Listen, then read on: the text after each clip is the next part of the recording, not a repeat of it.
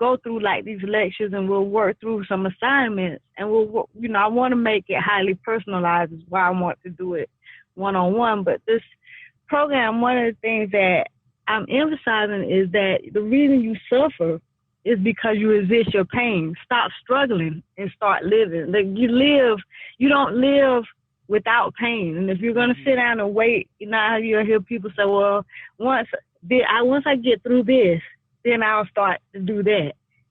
And you're on wait, because it's never going to be, and it's never going to happen that you don't have pain. Pain is a part of being alive. The point is to learn how to master the pain.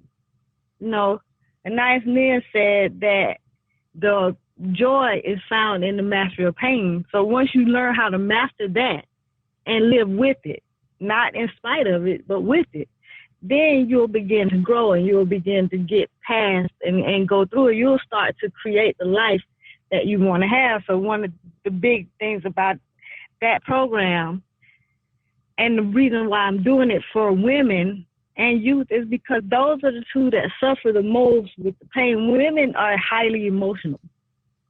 And a lot of times we think emotionally. And it's very important to not look at your life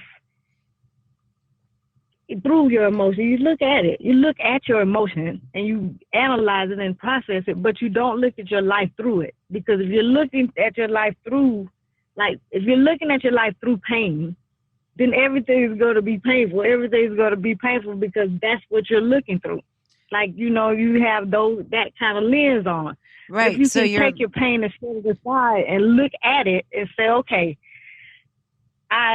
this is a painful situation. This situation is painful but I'm not this situation. And this particular situation is not my entire life, but I'm looking at it because I'm learning from it. Right. But I'm not looking through it. Right. That's very true because so many times we meet women that live their lives as victims and blame everything, their pain on everybody else and can't let it go. I couldn't agree with you more. And they're bitter and they're bitter and they're bitter. And it's a sad, sad thing because when you are a bitter woman, and I know this is not going to step on some toes, but I don't get paid to say what you want to hear. I get paid to tell you what you need to hear. And that's the truth. I don't get paid. I'm not serving you your best interest by telling you what you want to hear. And one of the big things when you're a bitter woman, and there's a lot of women who are, you bring that home and understand that a woman, I don't care what anybody says, a woman is the biggest influencer in a child's life. It's always the mother. Mm-hmm. Even you can say about deadbeat dads, whatever. A deadbeat dad is not going to affect a child's life as much and do as much harm as a bitter, vindictive, self-loathing mother. Mm-hmm. That's the truth. It's not. It's that be broken by having that type of mother. And our children will not get better until the mothers get better. Our men will not get better until the women get better. Men follow women. Women teach men to nurture. If you have lost the ability to nurture as a woman, you can't teach the men and children in your life anything. Mm-hmm. Yeah. So the woman is like the tie that binds the family together. So when you start seeing families falling apart and communities falling apart, go look at the state of the women. Mm-hmm. And I'm not saying women are bad or anything like that. What I'm saying is start looking inside the women because there's something going on inside the women, and the women are bringing it to the men, and the men and the children are suffering because the women are suffering. You start to heal the women. The Honorable Elijah Muhammad said, educate a woman, you're an educated nation. Mm-hmm. Why? Because the first teacher a child ever has, the first educator a child ever has is his mother. In regards to anyone, girls, boys, it doesn't matter. All children look at their mother before they look at anybody else. Mm-hmm. And so that's why I chose women. And then youth, I have a soft spot in my heart for all young people. And that's part of the reason why I work with women, because I know women affect the children. But I also work with children. a lot of the work that I do with children is more community type stuff because children can't really afford to come to me. And you have to you have to start to get the parents to understand the importance of the children having coaching. So a lot of times the coaching that I do with children is almost community work. It's almost always like just what I do. But I do have a soft spot in my heart for the young people working on now a community event for the youth. And I'm hoping that it grows and I can expand it out and take it on tour to different places across the country. And part of that event, I even have, it's a youth event, I even have like a little sections off for a parents lounge where the parents can have like breakout sessions and understand like this is so important that you get your inside together. Now, I'm not talking about your money. I'm not talking about your house, your living arrangement. I'm talking about your inner being. Is you get your inner being and you get your whole self, mind, body, and soul together, then the outside stuff will fall into place. It doesn't have a choice but to.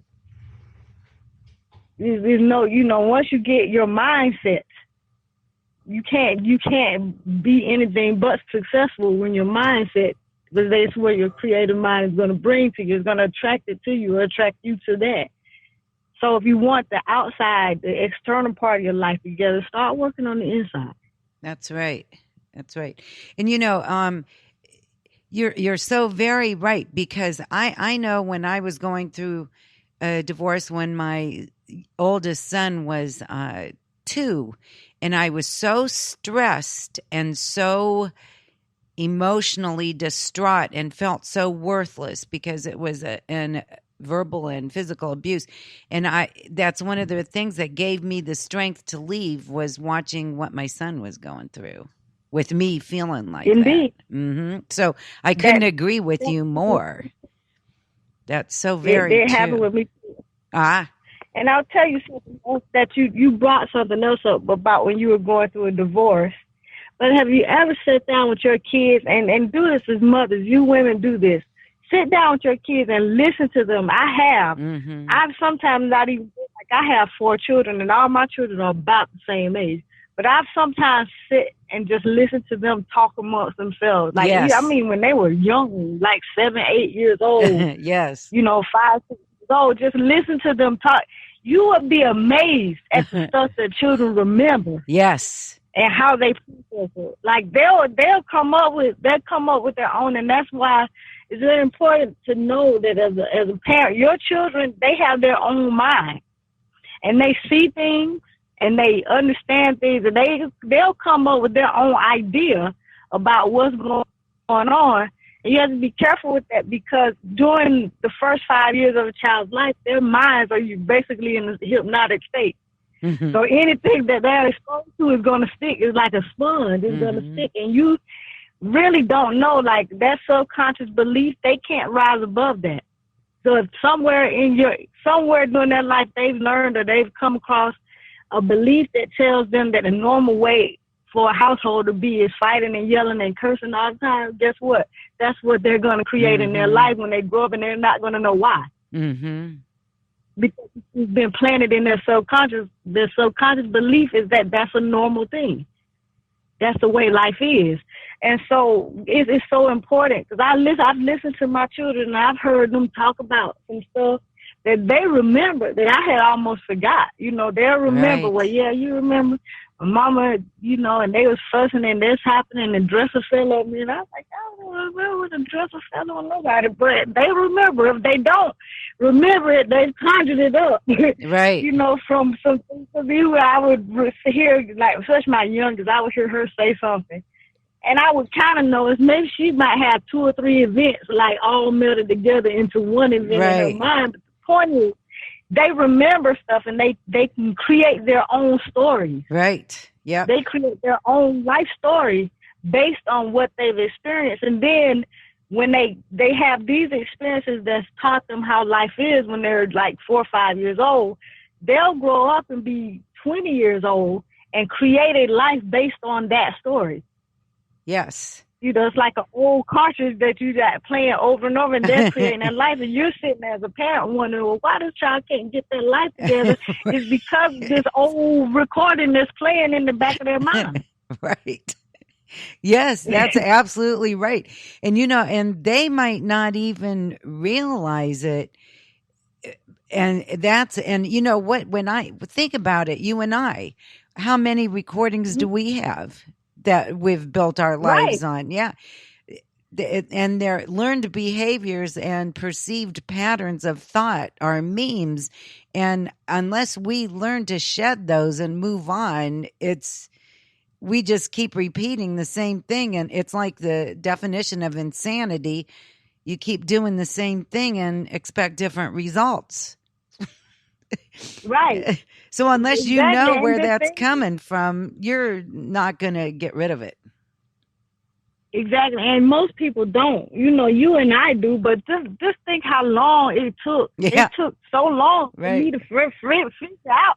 Then not just to figure it out, but to unlearn it. Now, like my subconscious is locked in my subconscious. So now I got to try to figure out how to get my subconscious to let go of that so I can put something else in it. Right. So it's a struggle. I'm 20 years old, but this thought has been in my mind since I'm 5. Right. I'm 42, but this has been a belief in my subconscious since I was 5. And I got to try to teach my subconscious to let go of it, which is one of the reasons why I love to work with kids, because it's not so ingrained in the children yet. Right. You turn them around a lot more easily than grown-ups. Grown-ups is hard because it's locked in there. It is. And then you have to unlearn it. Then you have to relearn other things. You have to practice. You have to work at it. You have to learn to meditate. I can't stress enough. Learn to meditate. Mm-hmm. Learn to clear your mind. Learn to control your mind. Lao Tzu says that the mind that is still can control the whole universe. Mm-hmm. The universe has to surrender to the mind that's still a still mind, because when your mind is still and you're not all over the place, that's when you can focus on something. That's when you start to create. Right. Learn to shut your personal mind. Right. And let your subconscious work. Because your subconscious will work, and it'll do what it needs to do. You have to learn to shut off that thinking, the thinking mind. Right. And let your subconscious work sometimes. It sounds like I'm saying it like it's easy, but it's not. It took many years for me to learn. You know what it sounds like when you were talking about that. You're absolutely right, but a good analogy for that, and it just came to me while you were talking, is, remember in cartoons when we were little how they used to have the good angel on one side and the bad angel on the other? Yes, that's your brain, man. That's your brain talking, and you have to learn to knock those angels off and just focus. Right, you do. You do. I can't stress enough. Like, it is important, and that's what my job is. My job is to help you shorten that learning curve. Mm-hmm. I love it. It's really to help you shorten the learning curve so that you can get to the results a lot faster than if you had to do it on your own. It's kind of like you're in the wilderness and you have like a wilderness guide. Mm-hmm. The wilderness guide is not the wilderness is not, God is not there to tell you what to do or where to go. I'm just kind of there to keep you from stepping in that hole right there. There's a hole right there in front of you. You might want to jump over that. I love it. That's beautiful. If you eat that berry, you're probably going to get sick. So I wouldn't recommend that you eat it. I'm not telling you not to eat it, but I wouldn't recommend it. So, that's what my job is. My job is to kind of guide you. I can take you to the water. I can't make you drink it when you get there, but I can show you how to get to it. Right. And that's my job is to be there, but it's not to do the work for you. Right. And so my ideal client is always someone who's willing to commit to themselves to do the work. Right. Right. Yeah, I agree with you. And I know you've probably coached people that weren't willing to do the work, and they come and they say all the right things, and you think that they're doing pretty well until you start asking them questions. and they keep answering the questions the same way as they did when they first started. So that's so true. So a person